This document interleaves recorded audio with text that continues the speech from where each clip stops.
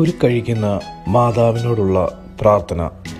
കന്യകാമറിയമേ, സ്നേഹവും കരുണയും നിറഞ്ഞ ഹൃദയവും മക്കളുടെ സഹായത്തിനായി എപ്പോഴും കർമ്മനിരതമാവുന്ന കൈകളുമുള്ള മാതാവേ, എൻ്റെ ജീവിതത്തിലെ കുരുക്കുകളെ നിന്റെ കരുണ നിറഞ്ഞ കണ്ണുകളാൽ കടാക്ഷിക്കണമേ.